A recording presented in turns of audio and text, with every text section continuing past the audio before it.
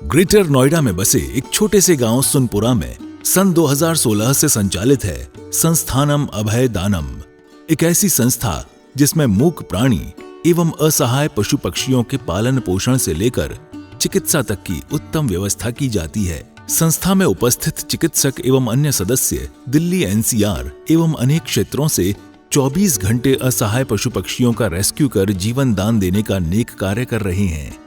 संस्था में ज्ञान दानम गुरुकुल भी चलाया जा रहा है, जहां छोटे बच्चों को लौकिक शिक्षा के साथ जैन धर्म एवं जीवन उपयोगी संस्कार भी दिए जा रहे हैं। शिक्षा ही नहीं बल्कि बच्चों के रहने एवं खाने की भी निःशुल्क व्यवस्था की जाती है। इनके साथ ही संस्थान में औषधानम आयुर्वेदिक एवं प्राकृतिक चिकित्सा केंद्र में चिकित्सकों के परामर्श से लोगों का उपचार निःशुल्क किया जाता है। संस्था में हथकरघा एवं हस्तशिल्प प्रशिक्षण केंद्र भी संचालित है, जिसमें युवाओं को विभिन्न कलाओं का निःशुल्क प्रशिक्षण प्रदान किया जा रहा है। सन 2017 में इस परिसर में श्री दिगंबर जैन मंदिर की स्थापना भी की गई, जहां अरिहंतगिरी तमिलनाडु से लाई गई मूलनायक भगवान शांतिनाथ की मनोहारी प्रतिमा लगभग 500 वर्ष प्राचीन है। प्रतिमा इतनी निराली है कि हर कोई इन पर मोहित हो जाता है। मंदिर जी में प्रतिदिन प्रभु का अभिषेक, शांति धारा एवं पूजन होता है। वर्तमान में पशुजन्य दुग्ध पदार्थ क्रूरता मुक्त न होने के कारण यहाँ अभिषेक हेतु वनस्पति जन्य विकल्पों जैसे कि नारियल जल, पुष्प एवं फलों के रसों का प्रयोग किया जाता है। क्षेत्र पर हस्तलिखित पांडुलिपि संग्रहालय, जैन वीगन ऑर्गेनिक भोजनालय, गुरुकुल निर्माण का कार्य निरंतर चल रहा है। यदि आप भी ऐसे मनमोहक स्थान संस्थानम अभयदानम के किसी भी कार्य एवं क्षेत्र में सहयोग देना चाहते हैं तो संपर्क करें 9868356946 9329322040। आचार्य श्री उमा स्वामी विरचित तत्वार्थ सूत्र पाठशाला। मंगल आशीर्वाद परम पूज्य आचार्य श्री 108 श्रुत सागर जी महाराज, परम पूज्य आचार्य श्री 108 प्रमुख सागर जी महाराज। प्रेरणा स्रोत परम पूज्य मुनि श्री 108 प्रणम्य सागर जी महाराज एवं परम पूज्य पाठशाला प्रणेता मुनि श्री 108 हनुमान सागर जी महाराज। नमन करता स्वर्गीय श्री उमाशंकर जैन गाजियाबाद वाले।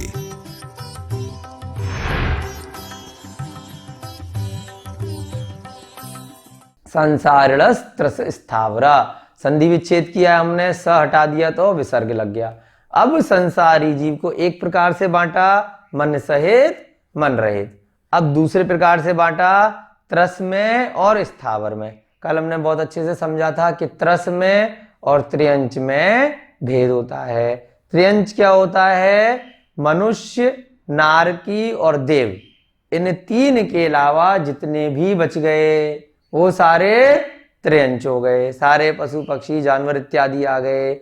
और क्योंकि इन तीन में, मनुष्य में, देव में और नारकी में एक इंद्रिय भी नहीं आए, तो त्रियंच के अंदर एक इंद्रिय से लेकर 5 इंद्रिय तक के सारे की सारे जीव आ गए, जिसमें मनुष्य को हटा दो, देवता को हटा दो और नारकी को हटा दो। इन तीन को हटा के बाकी जितने भी जानवर इत्यादि बचे, 1 से 4 इंद्रिय के जितने भी बचे, वो सब त्रियंच में आ गए। लेकिन यहां इस सूत्र में क्या कहा? 2 पार्ट में बांट दिया। स्थावर यानी कि अगले सूत्र में हमने देखा था कल, स्थावर यानी एक इंद्रिय जीव। तो अब त्रस में कौन से आ गए?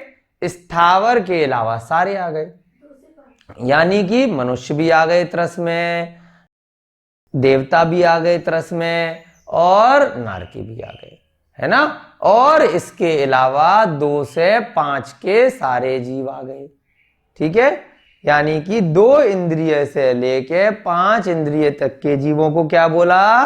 त्रस बोला।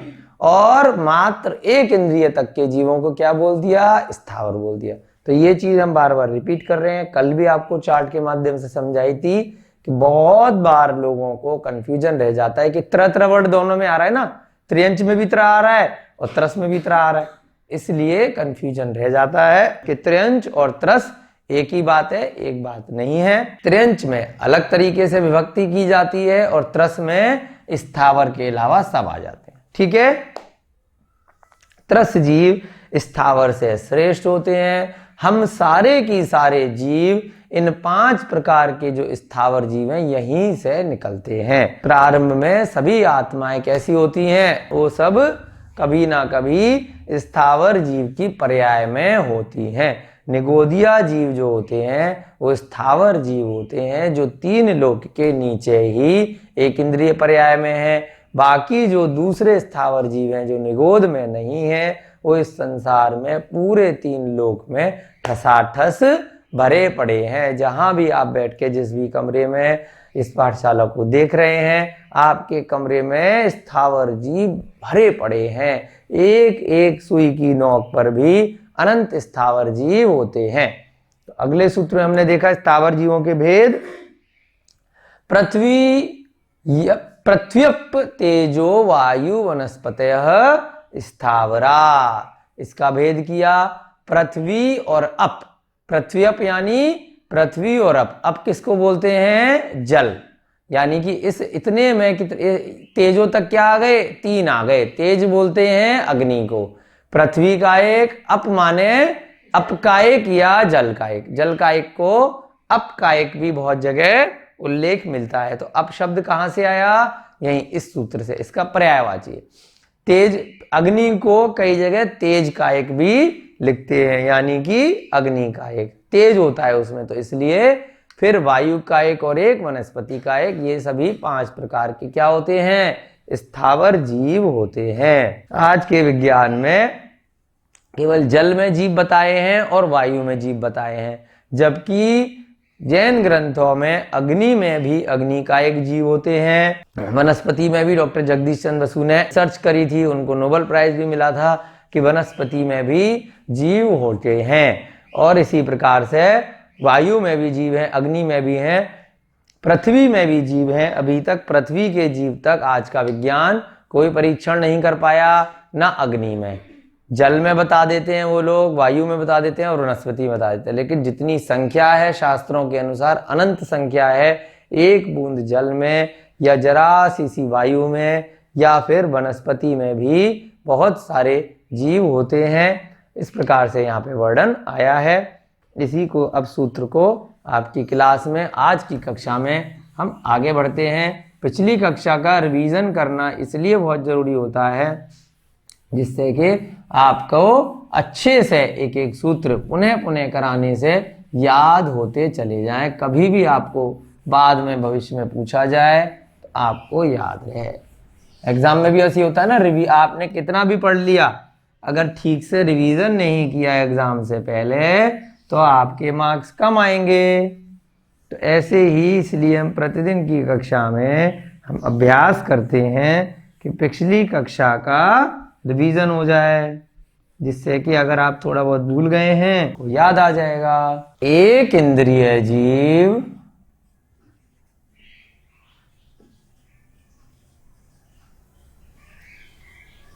स्थावर कहलाते हैं। इसके अलावा जितने भी बच गए वो कौन से जीव हो गए? संसारी त्रस जीव हो गए। संसारी जीवों में एक इंद्रिय के अलावा 2 से 5 इंद्रिय के सभी जीव त्रस जीव कहलाते हैं।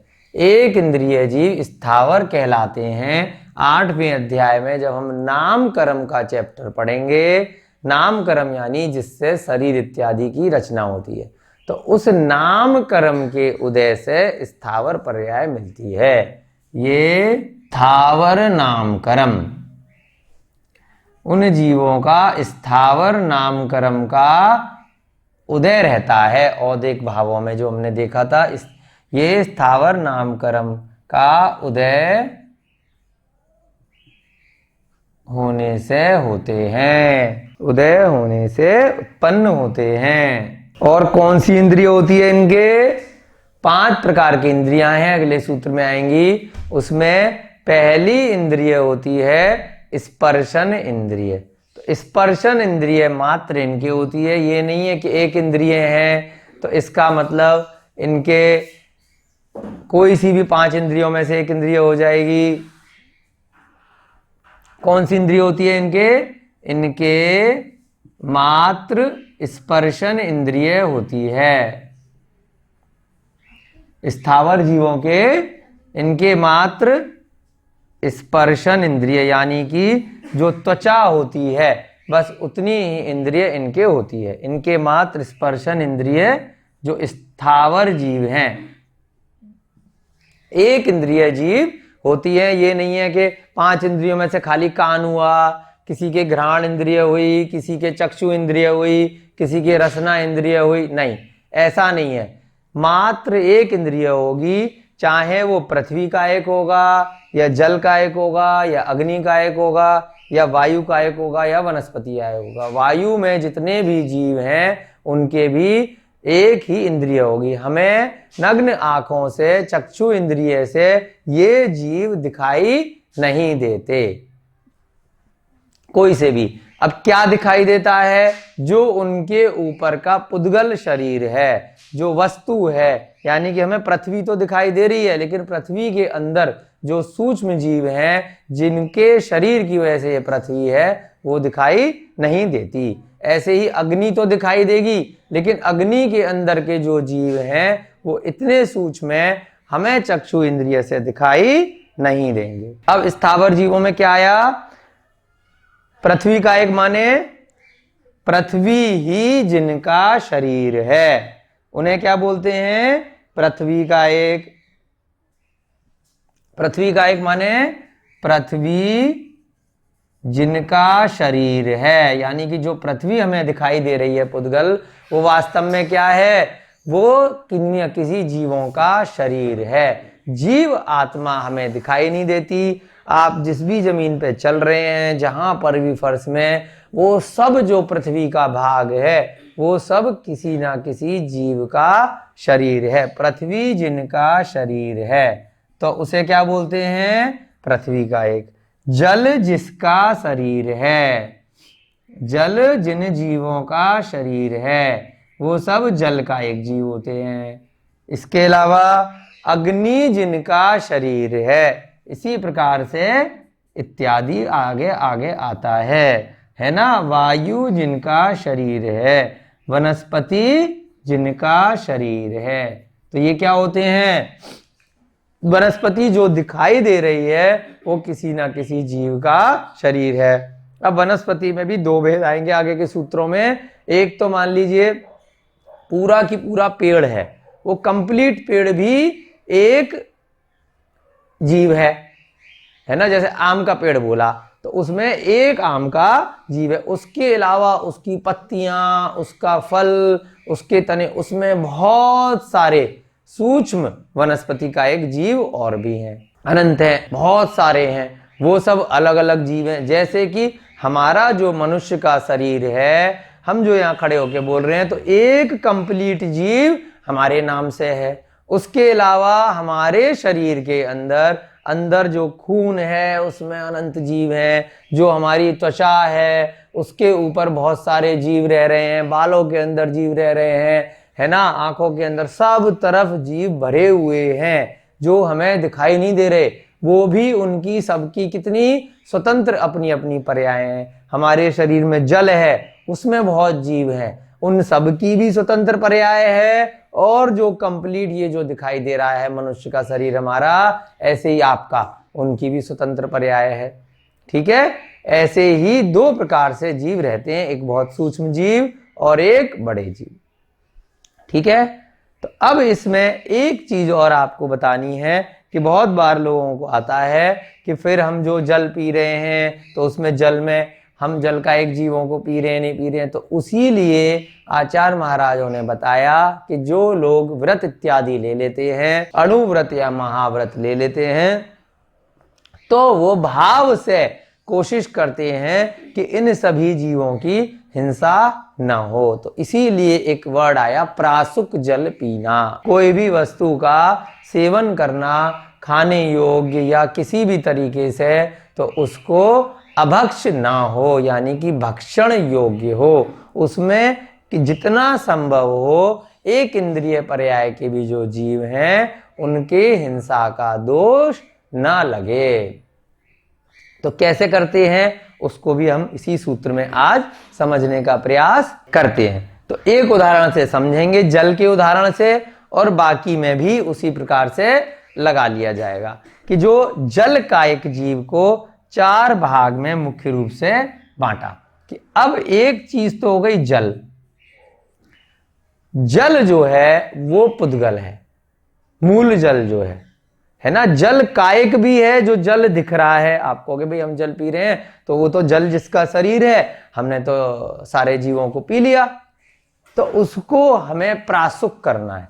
जो जल है वो क्या है? पुद्गल है, जल के जो अणु हैं, और उसी जल में ऐसे बहुत सारे जीव हैं जो हमें दिखाई नहीं दे रहे।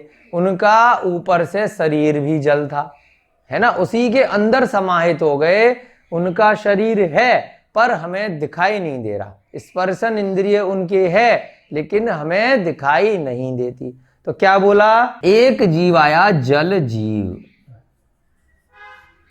ये जो पुद्गल है, आजकल के वैज्ञानिक लोग या जो अब शब्द लोगों बच्चों में पढ़ाया जाता है कि ऑक्सीजन और एक शब्द आ जाता है हाइड्रोजन, एक उन्होंने संज्ञा दे दी है ना, कि हाइड्रोजन और ऑक्सीजन मिला दिया तो जल बन गया। तो बेसिकली आप कह सकते हैं पुद्गल वही चीज है जिसमें कोई भी जीव नहीं है, जीव रहित है। ठीक है, प्राकृतिक वातावरण में स्थित है। यहाँ बहुत सुंदर हसमुख प्रतिमाएं, नेमिनाथ भगवान की, मुनीश्वरन भगवान की दर्शन करके मन प्रफुल्लित हो जाता है। यहाँ पे गौशाला चल रही है, पशु पक्षियों के लिए प्राकृतिक वातावरण है और खाने की भी यहाँ उत्तम व्यवस्था है। बहुत ही अच्छा लगा, बार बार आने का मन कर रहा है। तीर्थंकर लेनी आना चाहिए, सभी जैन बंधु यहाँ पधारे और दर्शन करके अपने आप को कृतार्थ माने, धन्य माने। नदी के अंदर से ये प्रतिमा निकली है, ये पूरा मंदिर नदी में से निकला है। आप सभी को यहाँ के दर्शन करने चाहिए और जरूर से आना चाहिए। यहाँ पे गौशाला और हथकरघा का काम भी चलता है और बहुत ही अतिशयकारी प्रतिमा है, बहुत ही सुंदर, जिसको देखते ही मन ऐसा करता है कि बार बार यहाँ मंदिर आए और बार बार दर्शन करें। प्रतिमा इतनी अतिशयकारी है कि दोबारा वापस मंदिर फिर दर्शन करने आए हम लोग। आचार्य श्री उमा स्वामी विरचित तत्वार्थ सूत्र पाठशाला। मंगल आशीर्वाद परम पूज्य आचार्य श्री 108 श्रुत सागर जी महाराज, परम पूज्य आचार्य श्री 108 प्रमुख सागर जी महाराज। प्रेरणा स्रोत परम पूज्य मुनि श्री 108 प्रणम्य सागर जी महाराज एवं परम पूज्य पाठशाला प्रणीता मुनि श्री 108 अनुमान सागर जी महाराज। नमन करता स्वर्गीय श्री उमाशंकर जैन गाजियाबाद वाले।